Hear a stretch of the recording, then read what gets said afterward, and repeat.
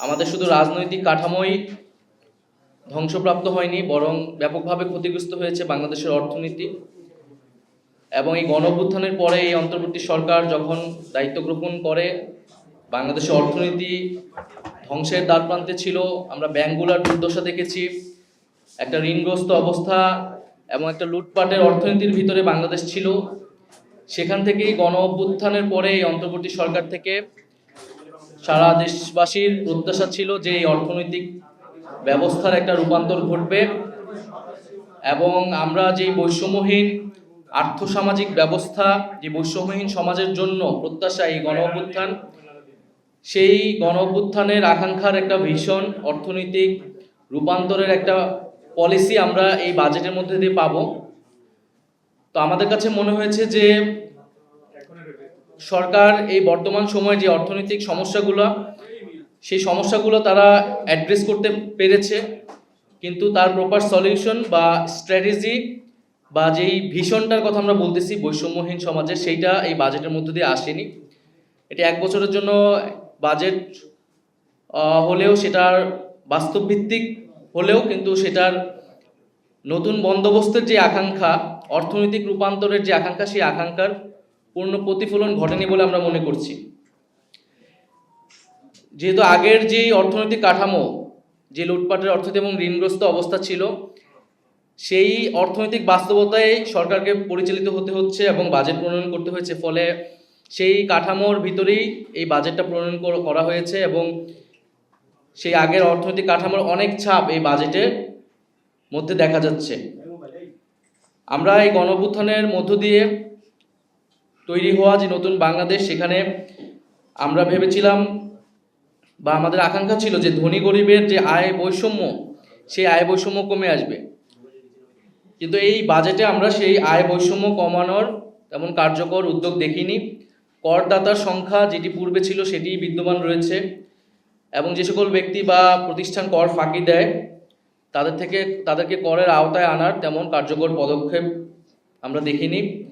এর ফলে নিম্নবিত্ত এবং মধ্যবিত্তের উপর যেই চাপ ছিল, করের চাপ, সেটি কিন্তু অব্যাহত থাকবে। কিছু পণ্যের, নিত্য প্রয়োজনীয় পণ্যের কর কমানো হলেও আমাদের কিন্তু তাদের উপর যেই চাপ, সেই চাপ কিন্তু গুণগতভাবে আসলে কমবে না। দ্বিতীয়ত আমরা বলছি যে এই জুলাই গণঅভ্যুত্থান শুরু হয়েছিল বেকার সমস্যা থেকে, কর্মসংস্থানের আন্দোলন থেকেই কিন্তু এই গণঅভ্যুত্থানের সূত্রপাত। ফলে তরুণদের ব্যাপকভাবে প্রত্যাশা ছিল যে আমাদের যে বেকার সমস্যার সমাধান এবং কর্মসংস্থান বৃদ্ধির জন্য উদ্যোগ থাকবে, কিন্তু আমরা সেটি দেখতে পারিনি। গত 1 বছরে 26 লক্ষ বেকার বৃদ্ধি হয়েছে, কিন্তু কর্মসংস্থান বৃদ্ধির জন্য যে বিনিয়োগ বাড়ানোর প্রয়োজন ছিল সেই ধরনের নীতি গ্রহণ করা হয়নি, বরং ব্যাংকের উপর যে নির্ভরশীলতা সেটি অব্যাহত রয়েছে, আগের আমলের মতোই সেই ধারাবাহিকতা রয়েছে।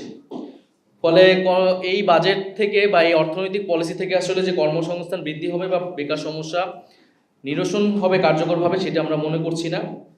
শিক্ষা, স্বাস্থ্য এবং বিজ্ঞান প্রযুক্তি খাতেও তেমন নতুনত্ব নেই, বরং শিক্ষায় ন্যূনতম 2%, জিডিপি 2% বরাদ্দ থাকাটা আমরা উচিত বলে মনে করছি এই সময়। সেটা 1.7% হয়েছে।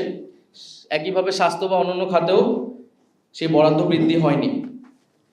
আরেকটি গুরুত্বপূর্ণ বিষয় হচ্ছে যে প্রবাসী শ্রমিকদের বিষয়ে আমরা চেয়েছিলাম যে তাদের প্রতিও সরকারের নজর থাকবে এই বাজেটে, কারণ এই অর্থনৈতিক ভঙ্গুর অবস্থা থেকে কিন্তু রেমিটেন্স, প্রবাসী শ্রমিকদের যে রেমিটেন্স আমরা পাই তাদের থেকে, সেটা একটা গুরুত্ব বহন করে এই অর্থনৈতিক ব্যবস্থার উন্নয়নের জন্য।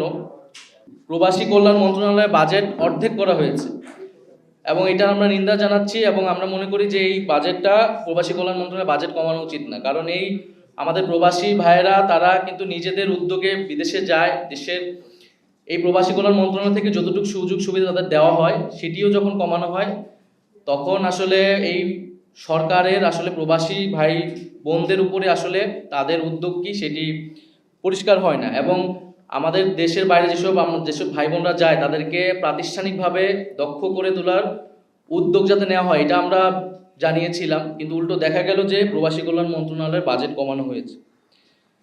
এছাড়া ক্ষুদ্র ও মাঝারি ব্যবসায়ীদের প্রতি ইনসেনটিভ থাকবে, আমাদের এটা প্রত্যাশা ছিল, কিন্তু ক্ষুদ্র ও মাঝারি ব্যবসায়ীরা লাভবান হবে এই ধরনের উদ্যোগ আমরা দেখিনি এই বাজেটে। আরেকটি বিষয় হচ্ছে ই কমার্স বা ডিজিটাল ট্রানজ্যাকশনের ক্ষেত্রে ট্যাক্স বৃদ্ধি করা হয়েছে, যেটা 5% ছিল 5 থেকে এখন 15% করা হয়েছে, যেটা আমরা মনে করি যে আমাদের যে ডিজিটাল ইকোনমি সেই ইকোনমি ক্ষেত্রে সেটার প্রভাব তৈরি হবে, একটা নেতিবাচক প্রভাব তৈরি হবে। আরেকটি বিষয় যেটা সবাই বলছে যে কালো টাকা সাদা করার সুযোগ সেখানে রাখা হয়েছে এই বাজেটে, আমরা মনে করি যে কালো টাকা সাদা করার সুযোগ রাখা উচিত ছিল না। এবং এটা তো একটা রেজিম চেঞ্জ হয়েছে, রেজিম চেঞ্জের পরে আসলে এই ইনসেনটিভ দিয়েও আসলে কালো টাকা যে সাদা করা খুব সম্ভব হবে সেটিও না। তাই এই জিনিসটা কালো টাকা সাদা করার সুযোগটা আসলে বন্ধ করা উচিত। আর সর্বোপরি যে জুলাই আহত শহীদ পরিবার এবং আহতদের জন্য 405 কোটি টাকা বরাদ্দ করা হয়েছে, আমরা এটাকে সাধুবাদ জানাই, কিন্তু আমরা বলবো যে এই টাকাটা যাতে যথাযথভাবে খরচ করা হয় এবং তাদের যে যথাযথ পুনর্বাসনের কথা আমরা বলতেছি সেই পরিকল্পনা মাফিক যাতে এই টাকাটা খরচ করা হয় এবং তাদের প্রতি যে প্রতিশ্রুতি দেওয়া হয়েছিল সেই প্রতিশ্রুতিগুলো যাতে দ্রুত সময়ের মধ্যেই পালন করা হয়। সার্বিকভাবে আমাদের বাজেট নিয়ে আমাদের এটাই দৃষ্টিভঙ্গি জাতীয় নাগরিক পার্টির।